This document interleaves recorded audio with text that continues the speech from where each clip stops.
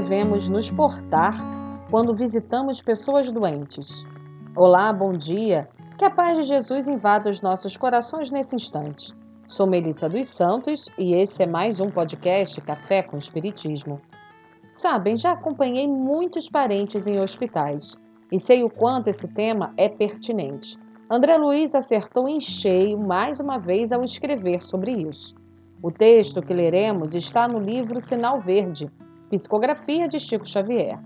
Quando estamos em um hospital internado, é porque, na maioria das vezes, não estamos bem. Estamos vivendo um momento delicado. Até mesmo quando o motivo é o nascimento de um bebê, temos que lembrar que a felicidade pela nova vida não nos exime dos cuidados para com a criança e, principalmente, delicadeza e compreensão com a mãe que acabou de passar pelo parto. Por isso, é preciso ter realmente muito tato, como se portar, no que falar, no que levar, pensar realmente antes de ir, de fazer uma visita em hospital e, dependendo do caso, se preparar para o que vai ver e possivelmente vai sentir. Dito isso, vamos ao texto de André Luiz, que tem como título Visitação a Doentes. E ele diz assim: a visita ao doente pede tato e compreensão. Abster-se de dar a mão ao enfermo quando a pessoa for admitida à presença dele, com exceção dos casos em que seja ele quem tome a iniciativa. Se o visitante não é chamado espontaneamente para ver o doente, não insistirá nisso, aceitando tacitamente os motivos e manifestos que estão semelhante contato. Toda conversa ao pé de um doente exige controle e seleção.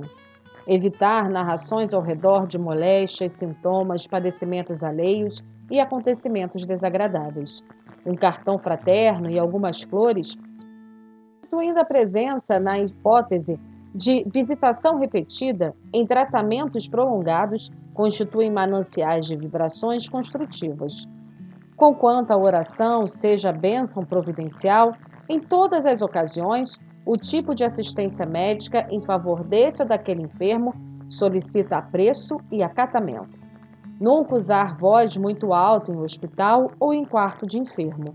Por mais grave o estado orgânico de um doente, não se lhe impor faticínios acerca da morte, porquanto ninguém na terra possui recursos para medir a resistência de alguém.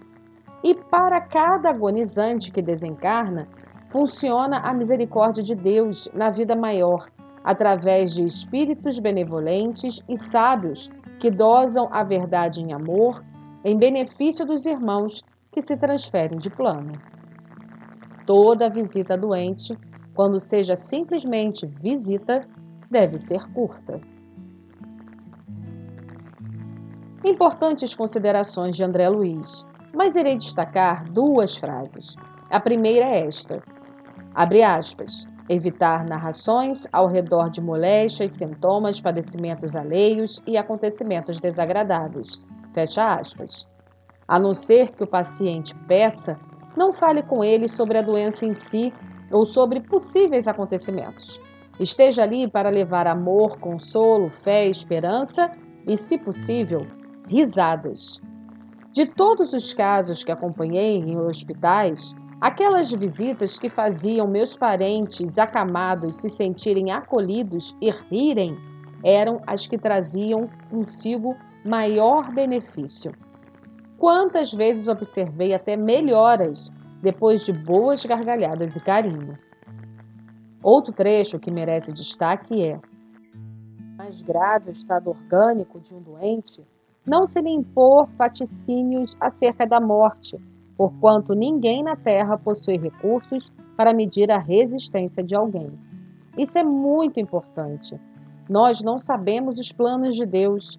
Quantas histórias já vimos ou ouvimos de pacientes desenganados pelos médicos que conseguiram se recuperar? Isso acontece de acordo com o que aquele espírito ainda tem que viver ou aprender. Temos sempre que lembrar que toda doença vem para nós como um aprendizado, como nos disse Allan Kardec no Evangelho segundo o Espiritismo. As doenças fazem parte das provas e das vicissitudes da vida terrena. São inerentes à grosseria da nossa natureza material e a inferioridade do mundo que habitamos. Ficamos doentes, a nós cabe procurar a cura. Neste mesmo texto do Evangelho segundo o Espiritismo, Kardec diz: se Deus não houvesse querido que os sofrimentos corporais se dissipassem ou abrandassem em certos casos, não houvera posto ao nosso alcance meios de cura. A esse respeito, a sua solicitude, em conformidade com o instinto de conservação, indica que é dever nosso procurar esses meios e aplicá-los. E essa cura deve ser procurando médicos, especialistas, tratamento também do mental, do espiritual. Para encerrar, gostaríamos de trazer um texto de Emmanuel, do Livro da Esperança, intitulado Ante o Divino Médico.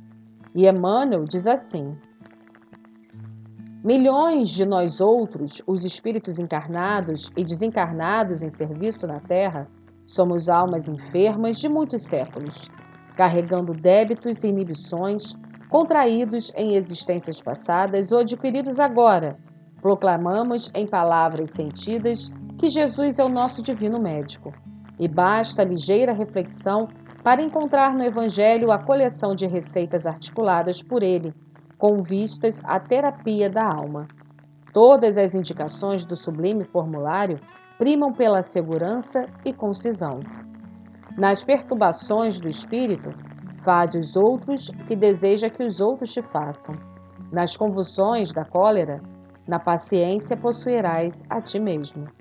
Nos acessos de revolta, humilha-te e serás exaltado. Na paranoia da vaidade, não entrarás no reino do céu sem a simplicidade de uma criança. Na paralisia de espírito por falsa virtude, se aspiras a ser o maior, sê no mundo o servo de todos. Nos quistos mentais do ódio, ama os teus inimigos. Nos delírios da ignorância, aprende com a verdade e a verdade te libertará. Nas dores por ofensas recebidas, perdoa 70 vezes 7. Nos desesperos provocados por alheias violências, ora pelos que te perseguem e caluniam. Nas crises de incerteza quanto à direção espiritual, queres vir após mim, nega a ti mesmo, toma a tua cruz e segue-me. Que assim possa ser. E até o próximo podcast Café com Espiritismo.